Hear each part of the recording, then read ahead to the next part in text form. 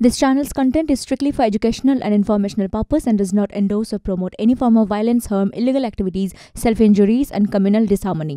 রামনবমী নিয়ে তৃণমূলকে তোপ প্রধানমন্ত্রীর। উৎসব আটকাতে ষড়যন্ত্রের অভিযোগ। ভোট দখল করতে হিংসার ফাঁদ পেতেছে বিজেপি। গেরুয়া শিবিরকে বিধে পাল্টা সরব মুখ্যমন্ত্রী।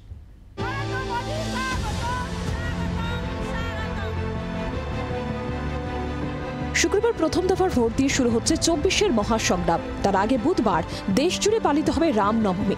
এই পরিস্থিতিতে ভোটের মুখে উৎসবে মিশল রাজনীতির রং। ভোটের মুখে রামনবমীকে সামনে রেখে বিজেপি রাজ্যে হিংসা ছড়াতে পারে বলে আগেই অভিযোগ করেছিলেন তৃণমূল নেত্রী মমতা বন্দ্যোপাধ্যায়। আমার রামের প্রতি অশ্রদ্ধা নেই, কিন্তু দাঙ্গা করবেন না, দাঙ্গা করে ভোট করবার চেষ্টা করবেন না। তাহলে মনে রাখবেন, দাঙ্গাকারীদের বিরুদ্ধে যত কঠোরতম ব্যবস্থা আমরা নেবই নেব, দাঙ্গাকারীদের ছাড়বো না। মঙ্গলবার রাজ্যে ভোট প্রচারে এসে রামনবমী নিয়ে তৃণমূলকেই পাল্টা কাঠগড়ায় তুললেন প্রধানমন্ত্রী নরেন্দ্র মোদী। প্রথমে বালুরঘাট ও পরে রায়গঞ্জের সভা থেকে মোদীর অভিযোগ, রামনবমীর উৎসব আটকানোর সব চেষ্টাই করেছে রাজ্যের শাসক শিবির।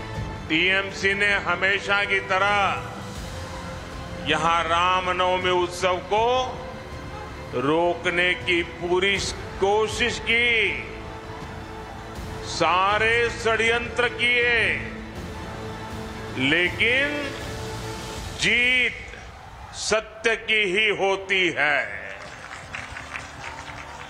इसलिए कोर्ट से अनुमति मिल गई है और कल पूरी श्रद्धा और भक्ति के साथ रामनवमी की शोभा यात्राएं निकलेगी।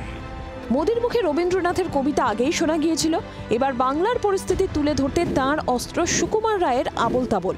এদিন রায়গঞ্জের সভায় সুকুমার রায়ের চোর ধরা ছড়ার লাইন তুলে দুর্নীতি নিয়ে তৃণমূলকে বিঁধেছেন প্রধানমন্ত্রী। আরে ছি ছি রাম রাম, বলো না চলতে যা, জুয়া চুরি নেই তার তুলনা। চুপ করে নেই জোড়াফুল শিবিরও। এদিন উত্তরবঙ্গে ভোট প্রচারে গিয়ে প্রধানমন্ত্রীকে পাল্টা নিশানা করেন মমতা বন্দ্যোপাধ্যায় ও অভিষেক বন্দ্যোপাধ্যায়। বিজেপির বিরুদ্ধে ধর্ম নিয়ে রাজনীতির অভিযোগে সরব হন তৃণমূল নেতৃত্ব। অনেকদিন আগে 19 তারিখ ইলেকশন হয়ে 17 তারিখ মানে দাঙ্গা করার প্ল্যান করে রেখে দিয়েছে।